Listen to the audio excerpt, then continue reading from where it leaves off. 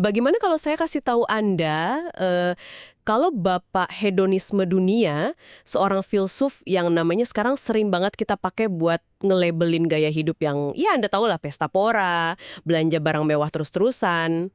Iya, pencarian kenikmatan tanpa batas gitu Oke, kan. bener banget. Nah, bagaimana kalau ternyata dia itu menghabiskan hidupnya cuma dengan makan roti sederhana, minum air putih, dan ya bersembunyi di kebun kecil di belakang rumahnya? Kedengarannya kontradiktif banget ya. Maksudnya ada jurang yang benar-benar lebar antara apa yang kita sebut sebagai hedonisme kontemporer saat ini dengan hedonisme Epikuros yang asli di zaman Yunani kuno. Mm-mm. Dan penelusuran mendalam kita kali ini tuh nggak cuma buat ngelurusin miskonsepsi sejarah itu. Dengan ngebongkar filsafat kuno ini, Anda justru bakal nemuin formula yang sangat praktis buat jaga kewarasan pikiran di tengah bisingnya dunia modern. Nah, itu dia misi kita hari ini. Kita mau merebut kembali makna asli dari kata hedonisme. Dan buat ngelakuin itu, kita udah siapin tumpukan materi yang luar biasa kaya. Banyak banget ya sumber kita kali ini. Iya, kita punya jurnal sosiologi yang neliti gaya hidup konsumtif remaja modern, yang di dalamnya juga ada refleksi teologis Kristen soal hedonisme kaum muda. Itu bagian yang sangat menarik. Terus ada juga esai perbandingan antara stoikisme dan epikureanisme buat kaum urban yang stres, sampai sebuah disertasi yang super komprehensif tentang teori keadilan menurut Epikuros, plus catatan sejarah dari era Helenistik. Ya, dan ngegabungin semua perspektif ini ngasih kita peta jalan yang utuh banget. Kita bisa lihat bagaimana sebuah gagasan yang awalnya dibikin buat ngebebasin manusia dari kecemasan, Ironisnya malah jadi penyebab kecemasan itu sendiri ya. betul, malah disalahartikan jadi gaya hidup yang memicu kecemasan. Maksud saya, dunia modern ini kan seolah ngajarin kita kalau kebahagiaan itu kayak minum air laut. Anda haus, Anda minum air garam itu, terus Anda malah Makin haus. tepat, makin dehidrasi. Semakin banyak kita konsumsi, kayak beli gawai rilis terbaru demi gengsi, atau ikut tren baju viral, rasanya kok makin ada ruang kosong di dalam diri. Nah, analogi air laut itu benar-benar nyejabarin siklus ketidakpuasan kita dengan sangat akurat. Ini sejalan banget sama apa yang dibilang filsuf Jean Baudrillard soal masyarakat konsumtif. Oh, yang soal nilai simbol itu ya? Iya, Baudrillard itu nyorotin kalau manusia modern beli sesuatu demi sebuah simbol, simbol status, bukan karena fungsi sebenarnya dari benda itu. Masyarakat kita sekarang hidup teralienasi oleh tren yang dibikin sendiri. Terasing oleh tren. Wah, itu kalimat yang kuat. Dan pilihan finansial mereka udah nggak didikte sama kebutuhan esensial lagi, tapi lebih ke tekanan kerumunan gitu loh. Mm-mm. Dan ngomong-ngomong soal ruang kosong tadi, saya nyatet bagian jurnal yang bahas hedonisme dari kacamata teologi Kristen buat remaja itu. Ah ya, itu ngasih lapisan makna yang dalam banget. Benar, di situ disorot bagaimana pencarian kesenangan materialistis yang berlebihan itu pada dasarnya adalah upaya yang keliru buat ngisi kekosongan spiritual. Sudut pandang itu ngelihat kalau setiap manusia kan punya kehausan bawaan ya. Kehausan akan kedamaian batin, kedamaian yang transenden. Tapi anak muda zaman sekarang sering terkecoh. Mereka ngira barang branded bisa ngasih damai itu. Betul banget. Mereka mengalihkan pencarian spiritual itu ke objek material atau validasi sosial yang dangkal. Hasilnya, ya kekecewaan terus-menerus. Mereka nyoba muasin rasa lapar spiritual pakai makanan yang material. Ya nggak bakal kenyang dong. Nggak akan pernah. Dan pergeseran ini bukan cuma bikin dompet tipis di akhir bulan ya.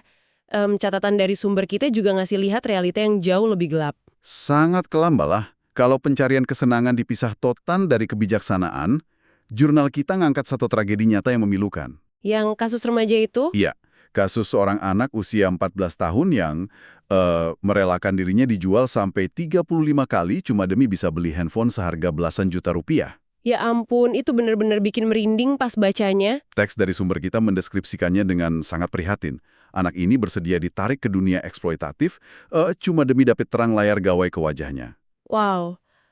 Belum lagi kasus yang tragis banget, yang kasus Yuyun itu, di mana kecanduan konten pornografi yang sering dianggap pelakunya sebagai hiburan, malah memicu kebrutalan sampai hilangnya nyawa. Itu manifestasi paling ekstrim dari yang disebut kemelekatan. Kesenangan artifisial yang gak berakar pada kesadaran, itu cuma bakal ngerakit bom waktu. Bom waktu penderitaan ya? Betul. Dan ini bawa kita balik ke Epikuros.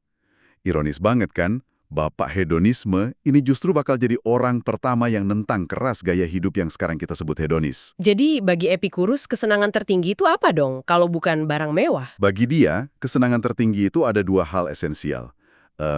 Namanya ataraksia dan aponia. Oke, ataraksia itu berarti ketenangan jiwa ya, bebas dari kegelisahan. Kalau aponia? Aponia itu absennya rasa sakit pada fisik kita. Pemahaman Epikurus ini sangat fokus ke keseimbangan spiritual. Maksudnya membatasi keinginan gitu? Tepat. Ketika kita bisa ngelepasin diri dari opini publik, buang jauh-jauh rasa harus tampil sukses buat divalidasi orang asing di internet, nah, disitulah ataraksia muncul. Esensial buat hidup aja ya. Iya, yang alami dan perlu aja. Tapi jujur aja nih, ketenangan jiwa itu rasanya komoditas paling mahal sekarang buat manusia modern. Apalagi buat Anda yang tinggal di kota besar. Tiap hari kena macet, tekanan kerja, inflasi. Ekspektasi keluarga, ekspektasi media sosial, kecemasan urban ini rasanya mencekik banget. Tapi yang bikin saya kaget dari riset ini, stres ekstrim kayak gini ternyata bukan barang baru abad ke-21. Sama sekali bukan. Kalau kita mundur ke era Helenistik di zamannya Epikuros, konteks sosialnya juga kacau balau dan penuh stres kolektif. Itu sekitar tahun berapa ya? Epikuros lahir tahun 341 sebelum Masehi. Nah, pas dia dewasa, itu tepat setelah Alexander Agung meninggal mendadak tahun 323 sebelum Masehi. Dan kerajaannya langsung pecah ya? Mereka. Bayangin aja, kultur kerja toksik zaman sekarang tapi ancamannya pedang dan darah beneran. Bener. Para pemikir dipaksa milih faksi militer mana yang mau didukung atau ya mati. Tapi di tengah histeria itu, langkah Epikuros di tahun 306 sebelum Masehi itu radikal banget. Dia malah kabur ke pinggiran Athena kan? Iya, dia nggak nyoba masuk politik. Dia beli rumah sederhana banget yang ada kebunnya, terus ngumpulin teman-temannya di sana. Dan itu jadi sekolah filsafatnya yang legendaris yang disebut The Garden atau Taman, itu ya? Betul. Dia nulis 37 volume buku di situ, walaupun sekarang cuma sisa fragmen, dan beberapa surat dia ngebangun swaka buat pikiran di tengah dunia yang lagi terbakar. Ada satu kutipan dari gerbang sekolahnya yang saya suka banget, bunyinya gini, orang asing, di sini Anda akan merasa nyaman untuk singgah. Di sini tujuan tertinggi kita adalah kesenangan. Provokatif banget buat zamannya kan? Banget. Kayak surga kecil pas dunia lagi kiamat. Nah, dari esai yang kita baca, disinilah Epikurianisme ngajarin konsep yang namanya techne. Ini krusial nih. Techne itu seni atau keahlian yang didasarin sama pengetahuan. Kayak tukang kayu gitu ya analoginya? Pas banget.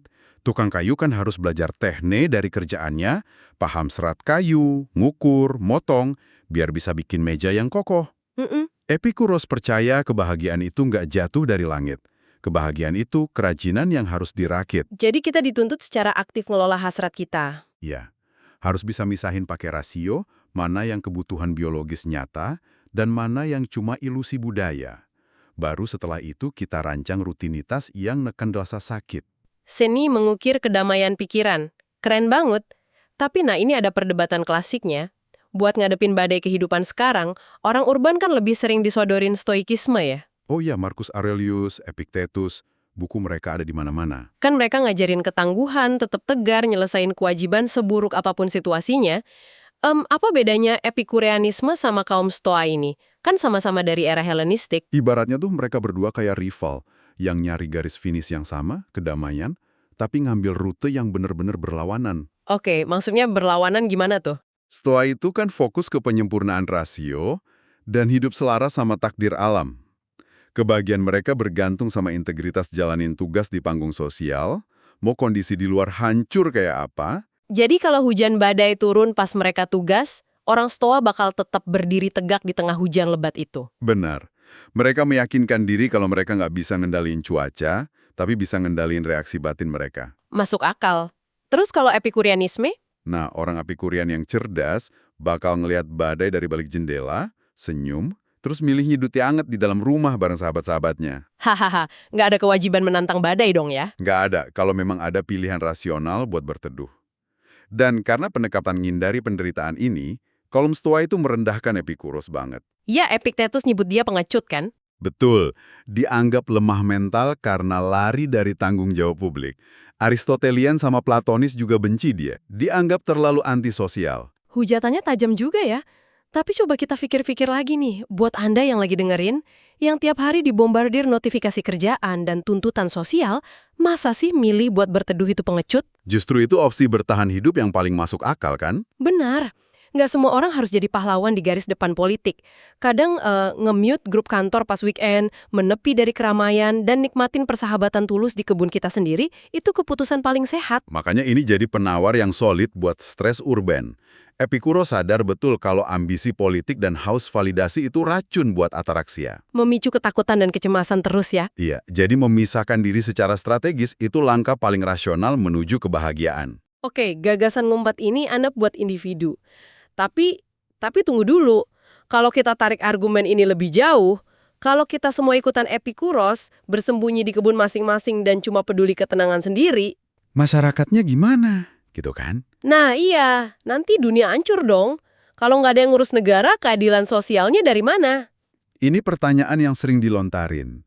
Dan ngebawa kita ke lapisan paling jenius dari Epikuros yang sering dilupain orang. Apa tuh? Dia sebenarnya merumuskan teori kontrak sosial ribuan tahun sebelum Thomas Hobbes atau Rousseau mikirin itu. Wow, dari disertasi yang kita bahas itu ya? Iya. Bagi dia, keadilan itu bukan konsep sakral dari langit kayak kata Plato. Karena dia mikir alam semesta ini cuma atom yang bergerak mekanistik, keadilan itu murni cuma kesepakatan antar manusia buat nggak saling menyakiti. Ini berevolusi jadi 3 fase kan? Betul. Fase pertama itu keadaan asli, murni, liar. Manusia purba yang mencar-mencar itu ya? Iya, nggak ada kesepakatan. Semuanya ancaman, jadi nggak ada rasa aman sama sekali. Terus karena capek sendirian dan berisiko mereka mulai kumpul. Itu fase kedua. Nah, itu fase fusis atau alamiah. Mereka mulai bikin kelompok, ada empati sama tetangga. Sadar kalau nyerang sesama itu nggak menguntungkan. Tapi ingat, belum ada hukum tertulis. Masih ngandelin nurani doang. Betul. Tapi kalau populasinya meledak, nurani aja kan nggak cukup. Pasti butuh aturan pasti. Itulah fase ketiga ya. Fase nomos. Mulai ada negara, hukum, peradilan formal. Keadilan berubah jadi pasal tertulis. Tapi yang digarisbawahi, Epikuros, hukum ini wajib dinilai dari manfaat komunalnya. Asas manfaat ya. Betul. Kalau hukum itu beneran mencegah penderitaan, baru dia sah dibilang adil. Wah, ini menarik nih. Berarti kalau zaman berubah, terus hukum yang lama malah bikin masyarakat menderita, hukum itu secara objektif udah nggak adil dong. Tepat banget. Hukum itu cuma alat buat ketertiban publik. Kalau alatnya udah rusak atau nggak fungsional, ya wajib dibongkar. Tapi ini bisa jadi pedang bermata dua loh. Maksudnya? Kalau hukum cuma kontrak buatan manusia dan tujuan utama orang Epikurian itu cuma nyari ketenangan jiwa atau ataraksia, apa yang ngalangin dia buat misalnya korupsi tapi benar-benar rapi? Kejahatan yang sempurna gitu ya? Iya, bayangin dia menggelapkan dana, nggak ada yang terluka secara fisik, nggak ada CCTV, 100% nggak bakal ketahuan polisi. Kenapa dia harus capek-capek taat aturan? Nah, paradoks ini yang senang dipakai kritikusnya buat nyerang dia. Kalau aparat nggak bisa nyentuh, buat apa taat?